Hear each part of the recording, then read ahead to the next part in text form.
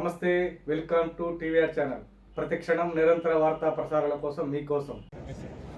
గుడిపల్లి రిజర్వాయర్లో గంగమ్మ తల్లికి మంత్రి ప్రత్యేక పూజలు నిర్వహించారు. ఈ కార్యక్రమంలో మోటార్లు ఆన్ చేసి అక్కడ నీటిని కాలువలకు విడుదల చేశారు. ఈ కార్యక్రమంలో కొంతమంది ఎమ్మెల్యేలు కూడా పాల్గొన్నారు.